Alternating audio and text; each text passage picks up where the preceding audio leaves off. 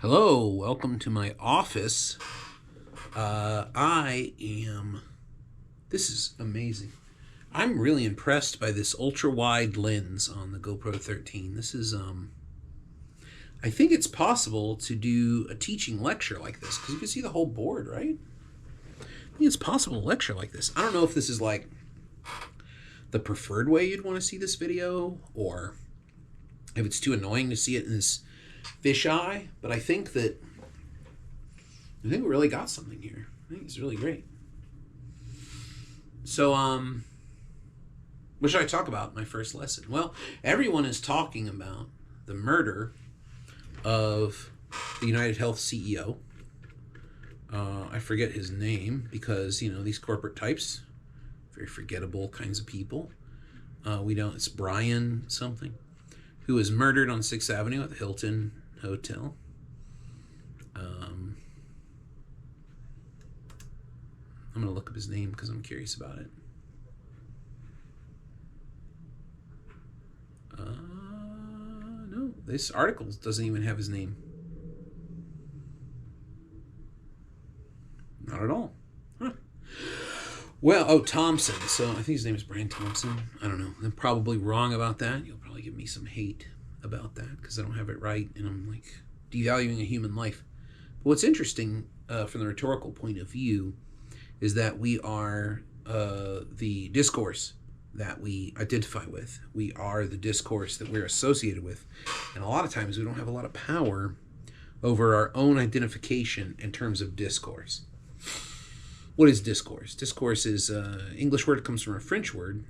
And discourse is the relationships of power and the maintenance of power that attach like remora fish or like barnacles to the language that we use. And it's even more insidious than that because the language that we use appears to be neutral. That is, it appears to be the communication of facts which exist outside of language. Facts and information appear to us to exist outside of language and outside of articulation. But as we speak to each other and write to each other, these barnacles of the maintenance of power through assumptions about what a human being can and should do, what a human being is, what finances are, what the economy is, all these things, all these assumptions cling like barnacles to the language we use. So we're immersed in power relationships is the way we think about discourse. Discourse is never neutral. It always carries with it quite conservative assumptions about what the world is, ontological assumptions, as we would say. So I think it's very interesting, all of the communication, all the news media, everything about the murder of Thompson on 6th Avenue in the middle of Manhattan. And this guy just got away. Very professional, very, very cool under pressure guy. Maybe a professional killer. Definitely someone who's done it before and has a great familiarity with weapons. So I don't know if they're going to be able to. I've looked on social media today. There's a lot of hate letters to the United Healthcare CEO over the years. So that's not really a way to whittle it down. There might be other ways to whittle it down, but I don't know what the way detectives work. I would just say that him writing on the bullets and his familiarity with the weaponry and his familiarity with the closed circuit television, the CCTV system of New York City, gives away a lot. But that's not what I'm going to talk about. What I want to talk about is how can we learn about what this murder means through debate and argumentation. We can propose several different, this is where I think this is going to break down. Let's see. Oh, no, look at that. Wow. Let me move my chair out of the way. There are several different ways that we can learn through debate about what this killing means. So let's think about how we would phrase that. How would we put that together? One is that we could say,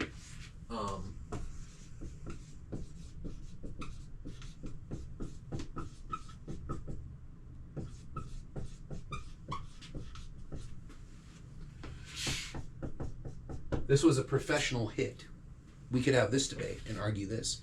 And this might teach us about what we know about how these kind of crimes are committed and what we know about professional hit people. Is that the politically correct term? I would always say hitman, but somebody might accuse me of being sexist there. A hit person. This just sounds weird. A professional killer. how do professional killers work? This debate would be one where you'd say, what's professional, what's not professional about it? We might learn more about the situation and more about what it means in terms of that aspect of it. But that might not be the most interesting debate. Another debate we could have is that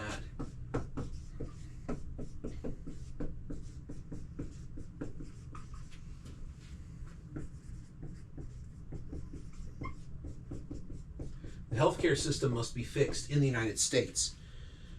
This killing has sparked a lot of online discussion and a lot of online disputation, disagreement about the United States healthcare system, showing how wealthy people become, exploiting people's, the fact that we all have a human body, all of us humans watching this video have a human body that is, by definition, can succumb to viruses, bacteria, illnesses, genetic problems, environmental problems, all kinds of things that, like the heat really dries me out and I have to take allergy medicine. But by virtue of being human, you have a human body. It's a difficult thing, as they say in Buddhism, to be given a human body.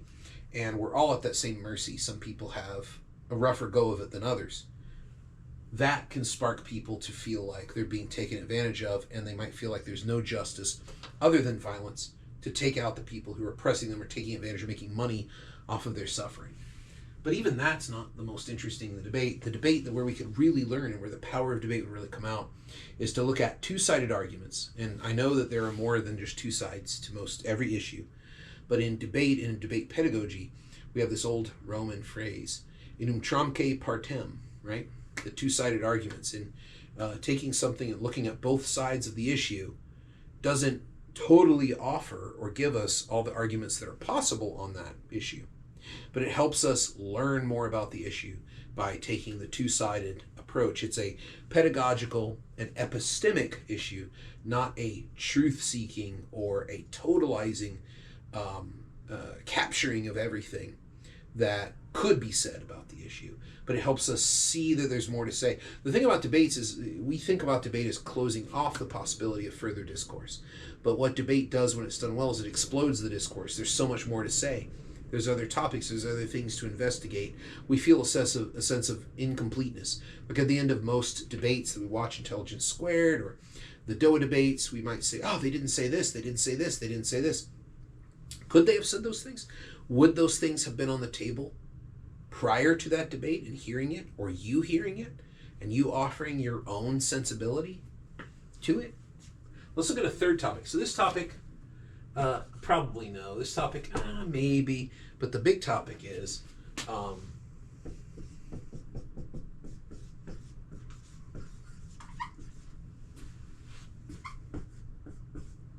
he deserved it. Did he deserve this? Is this justice for the people that United Healthcare took advantage of and profited off of? Did he deserve it because of the initiatives that he pushed forward in this company, United Healthcare? Then we could go beyond that into other forms of invention.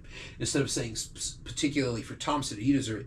Do all health insurance CEOs deserve this kind of justice, this kind of violent action? And that's something we could debate, and it would bring us, I think, so much insight and so much interest into our conception of justice, our conception of violence, our idea of vigilantism, our idea of business, our idea of what a CEO should do, our idea of wealth. All of these things would come out, and it's not because somebody deeply believes in violence and wants to defend violence, but they might learn a little bit more about the way that we think about violence, the way we think about justice, and the way we think about wealth and power in our society by being forced to take on a position like that he deserved this violent end. And having to try to defend that would make everyone in the room listening to this think differently about it and think about this killing as symbolic in some way. What does it mean? What does it mean that this has happened? And debate can help us pinpoint a lot of those different things. I'm not saying that it's true. I'm not saying that he did deserve it. I'm saying that as a debate topic, it would teach us a lot about the things that people are saying about this killing that happened in Manhattan, just a few miles from my office here. So that's just one thing I've been thinking about today for today's vlog. I guess this is the vlog, but What do you think about the teaching setup? Can you see this okay? Do you think that the wide angle lens is a good way to proceed? I'm glad you can see the totality of the board, and I can't even stand up by it, but I should probably clean up a little bit around here because you can see everything now.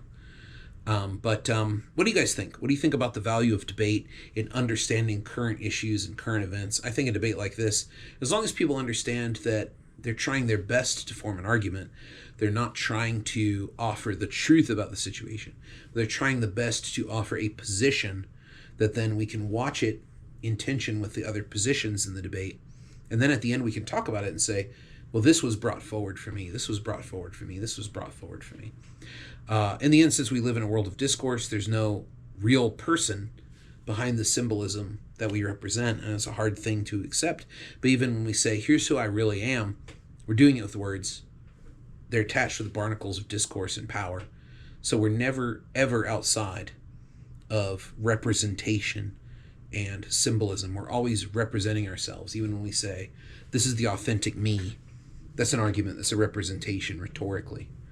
So since we're always kind of trapped in it, the best way we can learn and go deeper is not to push all that symbolism aside and say, let's get to the reality, but instead, let's try to represent different realities, push them together, see what happens. It's very much like what they do in Switzerland with particles in the CRN project and reactor to see if particles appear when they predict that they'll appear, and the other things about physics. Like Kenneth Burke talked about rhetoric and the verbal atom smasher. And that's, I think, what debate does. So here's 3 motions. Tell me what you think. I'm very curious about your opinion about this, and even if you think that debate is an inappropriate way to deal with such an issue, I'd like to hear about that too.